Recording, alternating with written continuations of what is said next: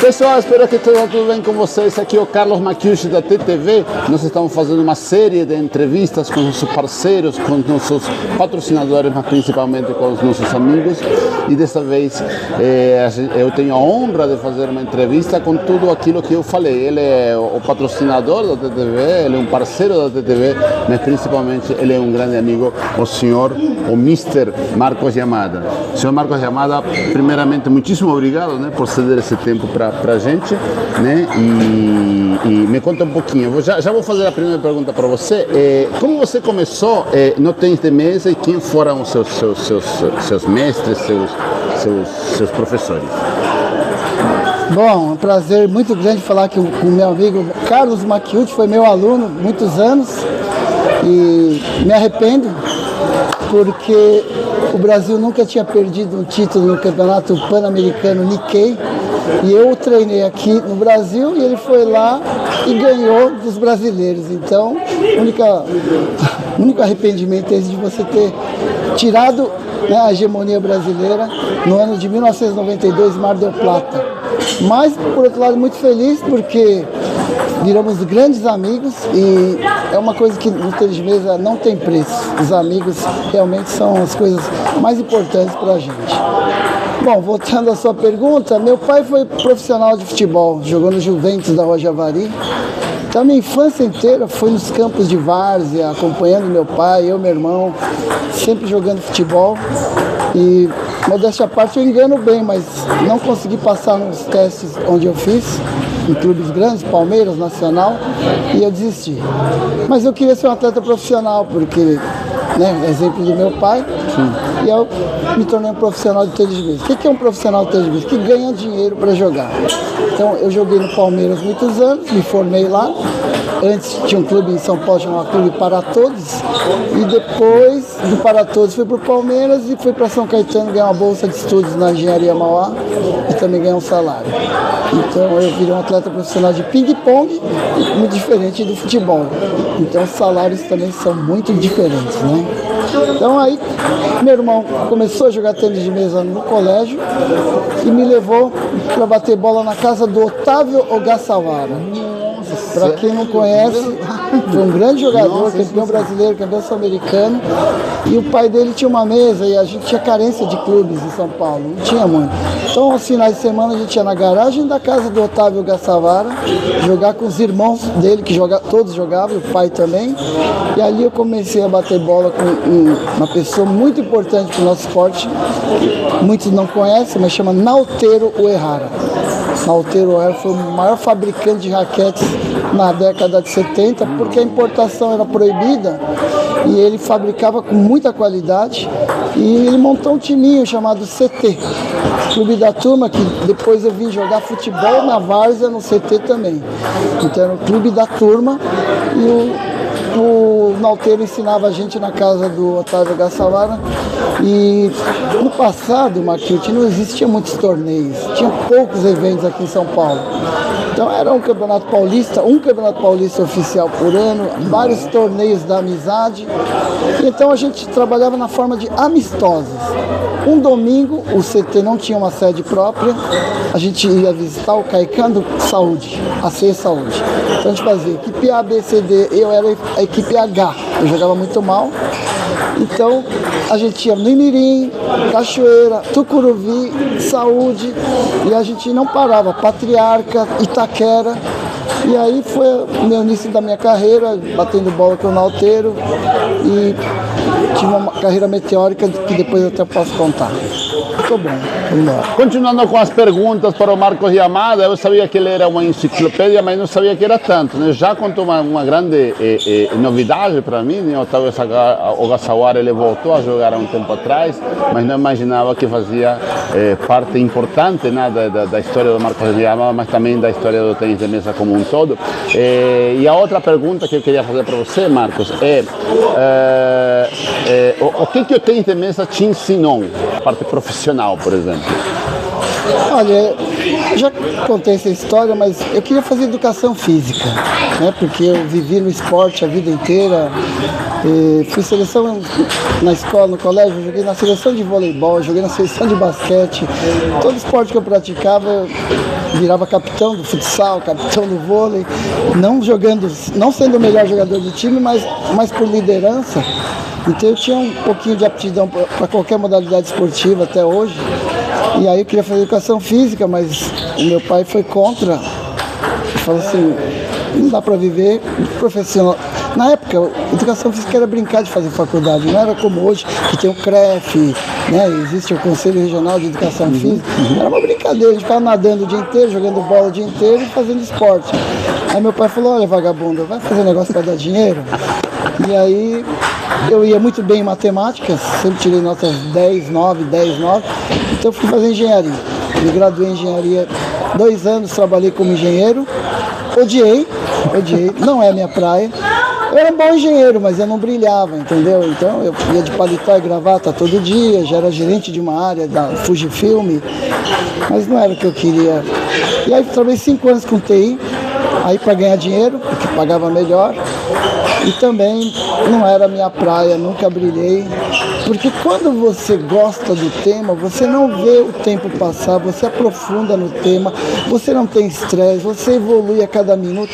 Então no esporte, no ping-pong, eu me encaixei, né, nesse sentimento. Eu falei, não, é aqui que eu quero viver, mesmo ganhando pouco. Porque eu comecei a vender bolinha de ping-pong, né? E professor de tênis de mesa não ganha dinheiro, né, Maquiute? A gente sabe. Então, foi um desafio muito grande na minha família, porque eu tinha uma carreira, era gerente do Grupo Itaú, e abdiquei tudo para viver do ping-pong. Então, o que o ping-pong influenciou na minha vida? Tudo, né? Porque meu sonho era de treinar no Japão tênis de mesa, mas uma viagem para o Japão naquela época era muito cara. Meus pais não tinham condições de pagar, então eu sempre sonhei em ir para o Japão. E hoje eu fui 91 vezes para o Japão. Então, você vê, eles mesmo me proporcionou toda essa abertura, 18 vezes para a China, 24 para a Europa e 38 campeonatos mundiais. Então eu sou muito feliz, pobre, mas muito feliz, mas muito rico em sabedoria, conhecimento, eu já vi de tudo. E esse ano aqui eu completo 50 anos dando aula de tênis de mesa. Nossa.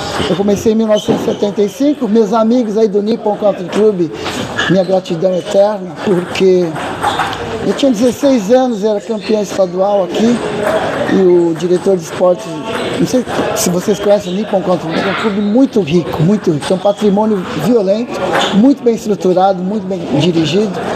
E aí na época o Júlio Cato falou, olha Marcos, ele me testou, ele me pôs no campeonato da prefeitura, eu fui lá e ganhei.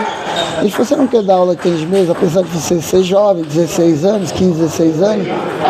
Eu falei, não tio, domingo de manhã, das 9 ao meio-dia, Arujá. Eu sou um baladeiro, sábado à noite eu tô na night até de manhã. Como é que você quer que eu pegue o ônibus? Mas ele me ofereceu na época uma coisa em torno de R$500 por domingo. Isso me atraiu demais, o dinheiro, né? O dinheiro. Tinha mês com 5 domingos, eu dou R$2.500 para um garoto de 16 anos. Isso fez com que eu fosse dar aula a contragosto, acordar cedo, pegar o ônibus, 40 quilômetros. Mas foi a coisa mais gratificante da minha vida, Maquiute. Ensinar, eu falei, não, aqui eu me sinto bem, me sinto em casa. E eu ensinava uma técnica, o cara não errava, ensinava outro, o cara não errava. Eu falei, caramba, acho que eu tenho o dom de ensinar e me dá prazer. Então, nunca mais parei. São 50 anos dando aula, me graduei em engenharia, não precisava mais dar aula, porque não ganha nada, a gente ganha pouquinho. E aí eu tenho que agradecer a dona Miná, porque a dona Minako Takahashi, para quem não sabe, é a ex-presidente desse clube que atual eu estou dirigindo, mas ela falou, Marcos, você nasceu para isso, um dia você vai abandonar tudo, vai ficar só no Itaim Keiko. Eu falei, dona Minako, eu tenho 2 diplomas, eu não vou ficar aqui, eu vivo de outra coisa, minha carreira é outra. E ela estava com a razão, porque eu abandonei tudo e hoje eu vivo 100% aqui para o clube. Lógico, eu dou aulas em vários clubes, dei aulas, palestras gratuitas em todos os 27 estados da União Fui 6 vezes para Macapá, 3 para o Acre, 4 para o Piauí, 2 para Roraima. Então hoje eu sou muito feliz. Então o esporte, voltando a essa pergunta, o atendimento me deu tudo. Minha família toda vive dela. Então hoje só tenho a gratidão para a modalidade. Legal. Na verdade, eu mandei uma sequência de perguntas para ele, mas eu queria quebrar um pouco essa sequência de perguntas, porque muito se fala do Marcos Yamada, talvez seja o nome com mais repercussão no tênis de mesa no Brasil e até na América Latina, né? Mas muitas coisas que ele faz, né, as pessoas não ficam sabendo. Quando ele me convidou para para trabalhar como técnico, como instrutor, enfim, no tênis de mesa, ele me chamou e falou assim: olha, dinheiro você não vai ganhar, mas você vai andar de short, então você vai ter qualidade de vida. Aí naquela época eu estava desempregado, topei, né? Depois de uma semana ele me mandou acho que umas 10 mudas de roupa, né, para eu dar treino, né? Eu falei assim, mas que é isso, né? Eu falei assim, não, para você dar treino, você precisa dessas roupas, né? E aí, e dentre outras histórias, ele mandou mesas para o São Paulo Futebol Clube, né, para eu dar treino, né, sem ele ganhar absolutamente nada. No Mackenzie também, né, ele organizava os torneios para divulgar o tênis de mesa do Mackenzie e ele não ganhava absolutamente nada. Deixou uma mala de raquete, redes, né, então assim, ele ajuda muito as pessoas, né, e muitas vezes as pessoas não ficam sabendo, né. Marquinhos, me diz uma coisa. Quem foi a pessoa que você ajudou e falou assim, valeu muito a pena? Ah, são várias. Conta uma, vai. Por exemplo, o Mauro Agoia, ele criou um império lá no Kenzen e eu o trouxe para dar aula porque ele era muito tímido, ele não falava. Aí eu o levei para o Japão, ele fez estágio lá com a gente 3 meses, treinou na Butterfly Dojo, onde eu tenho uma abertura desde 1989. E aí eu levei o Mauro para lá e ele sofreu uma lesão, não conseguia jogar mais em alto rendimento. Eu falei, Mauro, vamos dar aula? Aí o pai e a mãe deles disseram para mim, mas ele nem fala, Marcos, como é que ele vai dar aula? Não, aí ele vai aprender a se soltar, vai liderar um grupo. Então o Mauro é uma pessoa que, assim, eu reconheço que ele fez um trabalho excelente no Kenzen, criou uma família lá. Verdade. Então eu tenho muito orgulho dele. Você não vou falar porque vão falar que é dobradinho aqui, é parceiro, é amigo, então não vou falar. Mas ó, eu formei aí uns 80 treinadores. Nem todos têm a gratidão que eu esperava, também não esperava isso. Mas assim, não espero mais nada, porque eu sofri tantas desilusões na formação de cidadãos e de professores, que hoje eu ajudo todo mundo sem querer nada em troca e nem quero, se vier tudo bem, mas hoje eu tenho uma visão diferente, porque como eu fui 91 vezes no Japão, Makiuchi foi também, ali respeito, disciplina, gratidão, o arigato é uma palavra muito forte, né? E a gente pode esquecer quem ajudou, então por isso que eu falo da Dona Minako, ela nem está mais aqui, mas a Dona Minako foi tudo para mim, porque na época que ela me chamou aqui, eu dava aula terça e quinta no Piratininga, onde o Makiuchi me substituiu, e eu dava aula domingo no Nippon. E eu nunca abandonei o futebol. O Makiuchi já jogou comigo, sabe? Ele é perna de pau, eu não sou. Argentino, não sabe jogar bola, mas tudo bem. Ele depois vai contar a história de futebol, meu quarto zagueiro aqui. Mas assim, a Dona Minako falou assim, quando ela inaugurou esse clube, ela já foi minha aluna no Nippon e no Pira. Eu colocava o filho dela de castigo. Ela se desdobrava para levar o filho no Pira e eu colocava de castigo. Eu falei, Márcio, traga o meu filho aqui, né, logística para buscá-lo, para trazê-lo. Você põe ele olhando para a parede ali, tá fazendo bagunça, vai ficar olhando a parede ali. Ele, Akira Chikaraíshi e Laércio Stine, ficava em cada ponta. Eu sempre fui um treinador duro, né, assim, duro de exigência. E a Dona Minako gostava do meu estilo. E quando ela fundou o clube, vou abrir um parênteses, ela fundou o clube porque nenhum clube quis. O Palmeiras fechou o departamento de tênis de mesa, os melhores se encaixaram na Hebraica, Corinthians, São Caetano, São Bernardo, e ela ficou sozinha porque ninguém a quis, porque jogava mal. Ela falou, vou fundar o meu clube. E aí fundou o Itaim Keiko e me chamou. Eu não quis vir, Aí entrou 1, 2, 3 técnicos passaram. 1, 2, 3 técnicos passaram antes de mim. E ela sempre me convidando, desde o começo. Eu falei, dona Minaco, eu não vivo disso, eu não vivo do ping-pong. Eu dou aula porque eu gosto. Terça e quinta no Pira, domingo no Nippon. Quarta e sexta eu jogo futsal. Eu tenho segunda e sábado. Eu falo, mas segunda e sábado? Então tá bom, então eu não quero. E aí fiz um valor, assim, pra ela fugir de mim. E ela falou, eu aceito.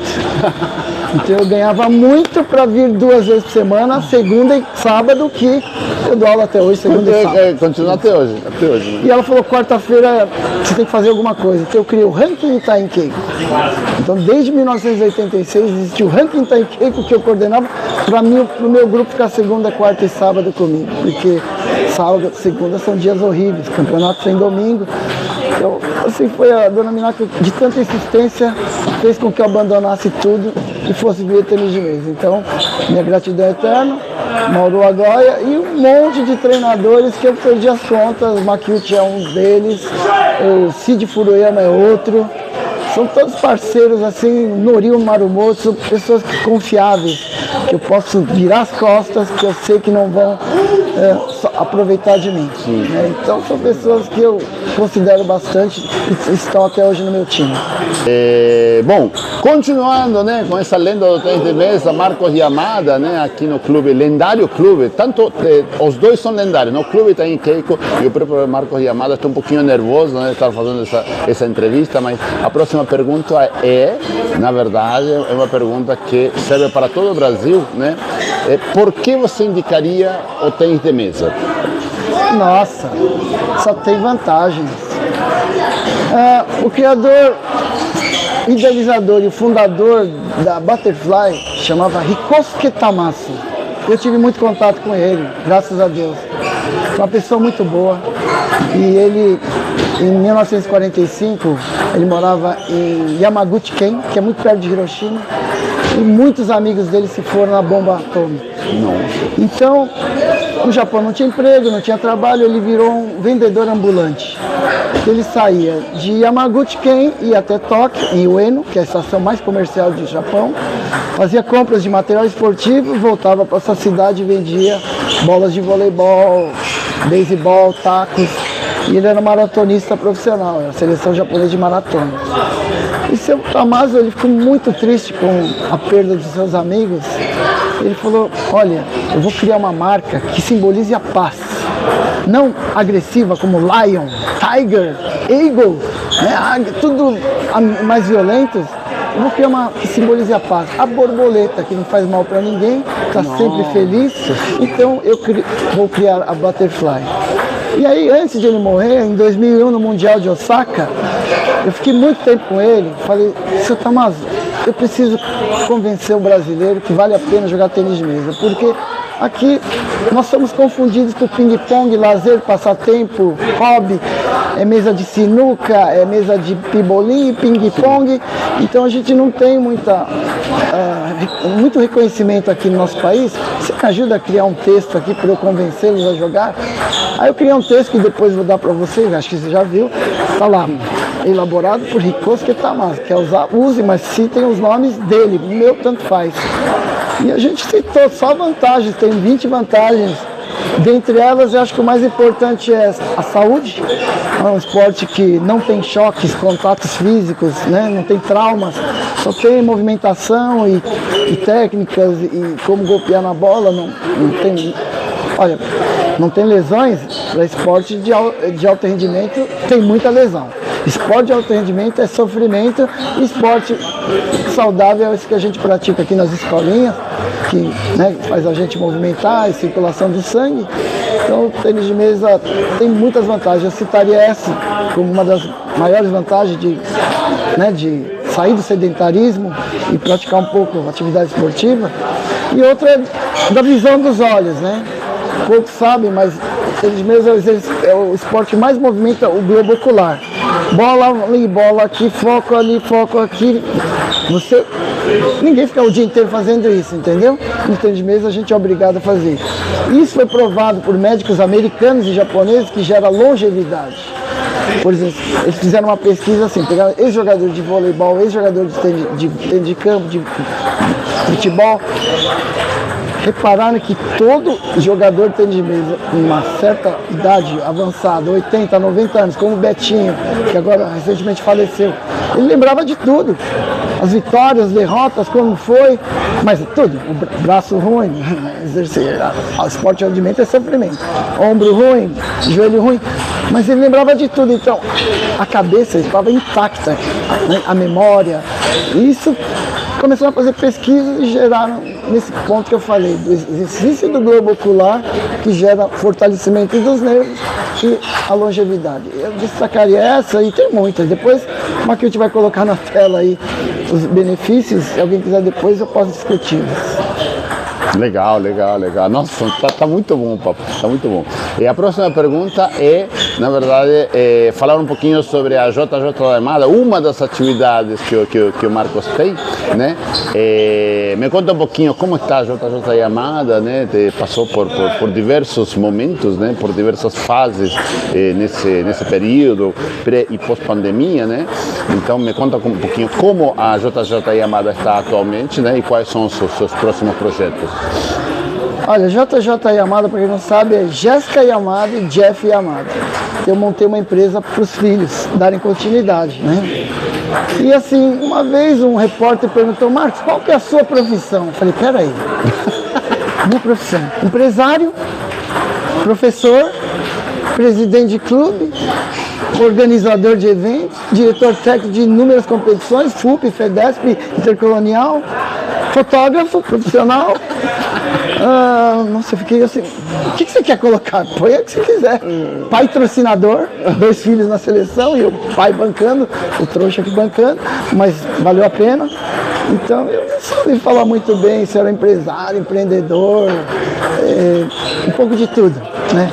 Então o curso de engenharia me proporcionou apenas isso, essa versatilidade de se, né, integrar no campo de corporativo, no campo individual. E, então a JJ Yamada foi criada para os meus filhos. Mas a minha filha Jéssica Yamada, todo mundo deve conhecê-la, jogou 9 temporadas na Europa, ganhou, fez um pé de meia, não quis nenhum dos apartamentos que eu tenho para ela. Eu queria dar um, não pai, não quero, eu vou comprar o meu. Então a JJ Yamada não foi importante para ela. E meu filho tentou a Olimpíada, jogou 2 temporadas na França, esporte profissional, ganhou pouco dinheiro, 3ª divisão, 4ª divisão. Aí ganhou uma bolsa nos Estados Unidos, já está lá 8 anos e já falou: papai, não vou voltar mais. Então, para que eu vou dar para o JJ? Para o Maquiute aqui, porque alguém tem que cuidar da minha empresa. A Jéssica não quer, ela tem a Match Point com o Cazu, bombando, duas unidades, estão abrindo mais 2. E eu aqui falo: e aí, quem vai cuidar disso aí?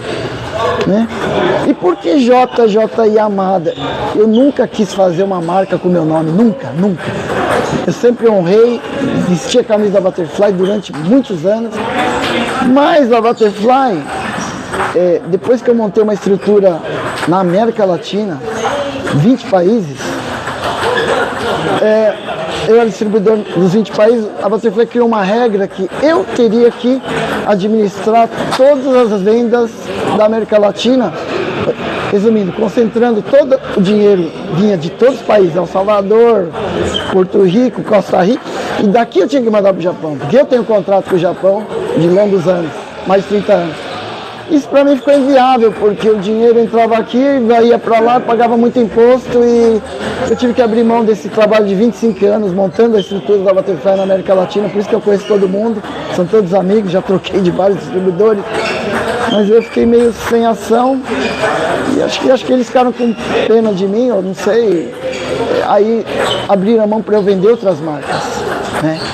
E outra, teve um momento que a Butterfly me proibiu de usar a marca, porque o mundo inteiro usava a marca sem qualidade.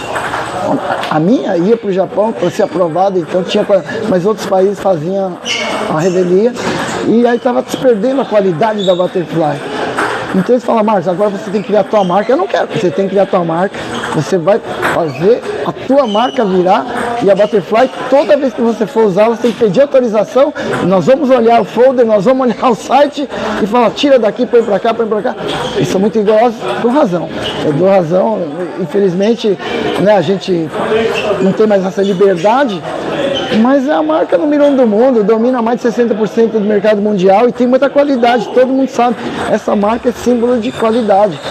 Então hoje eu vendo várias marcas, né?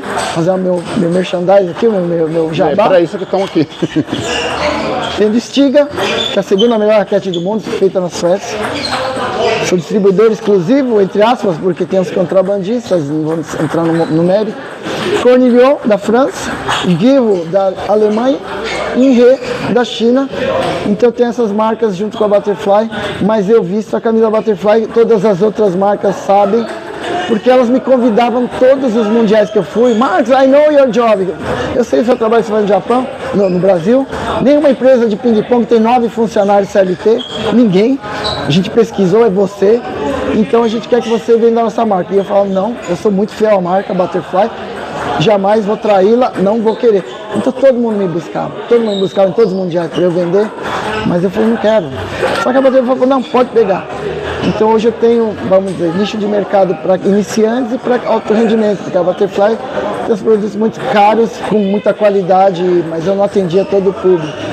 Então essa é a história da JJ Yamada, eu criei só para atender o Japão e para deixar para os filhos, mas nenhum deles quer. Não sei o que eu fazer, não sei o que farei.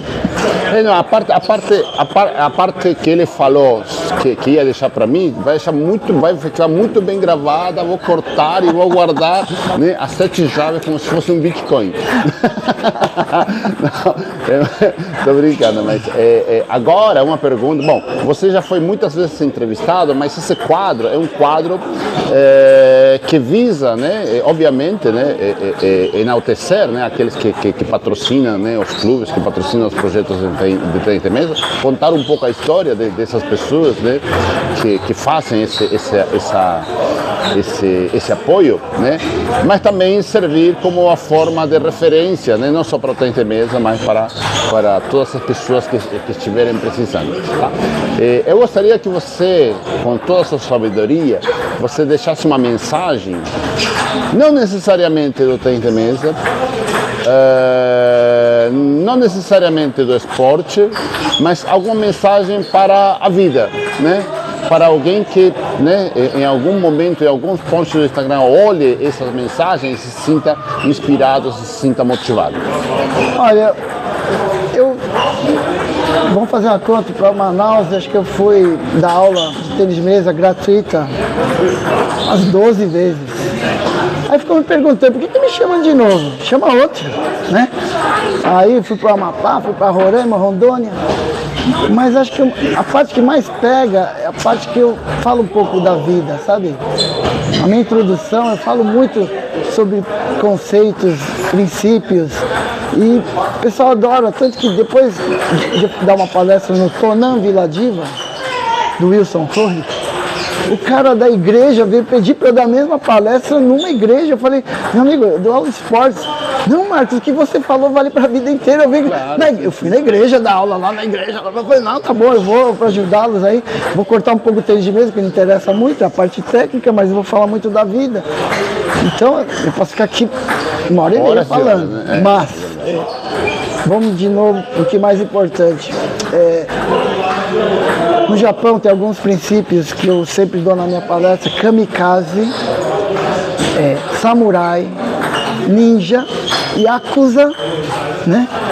E cara, o que é kamikaze? Kamikaze é um cara, era um piloto suicida aqui na época da guerra, não é terrorismo não. Ele sabia onde tinha um alvo de munição do inimigo, ia lá e se jogava, se matava. Um piloto suicida. Quando ele falhava na missão, ele não voltava mais para sua casa de vergonha por ter falhado, que não morreu. Então, esse é o espírito do japonês, é um símbolo da fidelidade, da honestidade, né, do respeito que ele deixou para a família. Fizeram uma festa quando ele foi embora.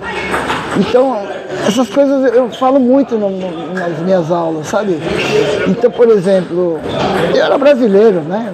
Virou um japonês nato de tanto eu ir pra lá. Mas, por exemplo, por que eu marco 1h30 o Makiuchi, cara super importante, tá cheio de atividade, eu não atraso o Makiuchi, eu não atraso. Aqui no clube eu dou aula desde 86, são 39 anos, eu atrasei 3 vezes. 3 vezes. Uma porque eu bati o carro, outra porque minha mulher passou mal e uma porque eu dormi mesmo, Então, uma foi mal. Mas eu atrasei 3 vezes em 39 anos, caramba. Por quê? Eu chego sempre meia hora antes, porque eu aprendi que se eu marcar um compromisso com você, se eu marquei 1h30 e cheguei 2, eu roubei 30 minutos seu. Você podia ter ido no banheiro, você podia ter feito alguma coisa, mas você ficou me esperando. É uma falta de respeito tremenda com o Makiuchi. Então eu não atraso. Se eu atrasar, furou pneu. Vai lá tomar café que eu vou chegar. Tá ótimo. Mas é uma coisa que eu ensino e a molecada assimila. Porque fala, eu nunca estou desesperado, não vai dar tempo. Nunca estou desesperado. Sempre chego uma hora antes, estou de boa, tomando café. Dei palestra em todos os clubes aqui de São Paulo. Então, quando eu fui no Represa, onde você deu aula, cheguei uma hora antes, fiquei fazendo compra lá, andando. Não tem estresse. Primeiro eu vou no local, vejo o endereço e depois estou de boa. Tem uma coisa que eu ensino, horário é sagrado. Horário é uma coisa muito importante que o Japão respeita demais, né? E aqui não, é bonito chegar tarde. Chegou na hora, pelo amor de Deus, então não marca, né? E outra coisa é caráter versus reputação. Quem assistiu minha palestra falou, o Marcos vai falar de novo aqui agora, estou falando para o Makiuchi para todo mundo escutar. Tem um lixo aqui no chão. Eu posso pegá-lo e pôr no lixo e está todo mundo olhando, meus alunos. Todo mundo, olha, o professor pegou o lixo e pôs no chão, vamos seguir esse exemplo. Agora estou sozinho aqui, não tem ninguém e o lixo está aqui. Se eu tiver caráter, eu vou pegar e não preciso mostrar isso para ninguém, vou lá pôr no lixo. Se eu não tenho caráter, como muitos não têm, deixa aí, ninguém está vendo. Eu não preciso fazer isso para mostrar que eu estou ajudando. Então isso é uma coisa muito característica do brasileiro, que eu critico demais. E eu fico implantando essa semente que cria pessoas boas, bons cidadãos. E falo um monte, não vou falar aqui, mas assim, eu falo, menino, olha pro teu vizinho aí, o teu amigo? Olha pros seus amigos. Qual deles você contrataria para trabalhar na sua empresa? Aquele. Por quê? Porque esse aqui não ajuda, esse aqui não trabalha, esse aqui fica atrasado, esse aqui fala que vai e não vai. Olha, tá escrito na testa, vagabundo, não cumpre horário, não ajuda. Então vocês têm que mudar, né? Essa etiqueta que está na sua testa e ainda dá tempo. Ainda dá tempo. Porque são crianças. Os velhos, eu não sei se vai dar tempo, mas eu implanto isso e tem dado muito certo. Eu levo eles para o Japão. Nossa, eu dou tanta bronca neles que eu fico até com dó às vezes. Mas eu sou um cara exigente, duro. Quem me conhece sabe. Às vezes sou até mal educado, mas é que já estou nas últimas. Depois eu peço desculpa, porque às vezes eu sou explosivo. Eu vou dar 2 exemplos de liderança. A minha esposa é capitã nos times de vôlei que ela joga. Se você for jogar com ela, ela vai te dar bronca assim. Makiuchi, fica um pouco mais para a esquerda que você vai pegar essa bola. Makiuchi, vai para a esquerda, caramba. Vai pegar essa bola, você não pula, você não vai para a esquerda. São estilos diferentes que eu sou assim. Eu sou Bernardinho, vai sei lá, não mudo. 50 anos que eu não mudo. Mas a minha esposa é líder também, em outro estilo. Sim, Jeff Yamada é assim, Jéssica Yamada é o pai. Então, a gente educa como pode, mas cada um tem uma personalidade. Mas eu acho que essa é a mensagem que eu queria passar para vocês. Ser boas pessoas, ajudar sem querer nada em troca, né? Sempre ser prestativo e ter caráter, né? Joga lata pela janela do carro, eu já vi isso. Pô, pelo amor de Deus, né? Segura lá. Você foi no Japão, você viu todo mundo carregando lixo, até levar em casa, ninguém joga na rua. Então isso a gente tem que educar e quem sabe a gente vai ter um Brasil melhor lá na frente. Com certeza, com certeza. Então, infelizmente a gente está chegando no fim da nossa entrevista, do nosso bate-papo, né? Eu queria me tomar a liberdade de usar uma frase do próprio Marcos Yamada, que me influencia até hoje. A gente estava conversando uma vez, isso há uns 20 anos atrás, eu fui no escritório e a gente foi tomar um café e tal, não sei o quê. E aí ele me falou assim, olha, para você ter sucesso, não importa o que você faz, né? Você tem que fazer bem feito. né? Mesmo sendo um pipoqueiro, você pode ser um homem de sucesso, né? Vendendo pipoca. Se você faz bem pipoca, você vai ser uma pessoa de sucesso, né? Então isso me norteia. Não sei se eu consigo fazer, né? Mas é o norte que eu tenho, que foram as palavras do próprio Marcos Yamada. Muitíssimo obrigado. E gratidão não tem preço. Verdade. Sempre coloque esse rótulo. Gratidão não tem preço, você tem que ter gratidão eterna. Obrigado.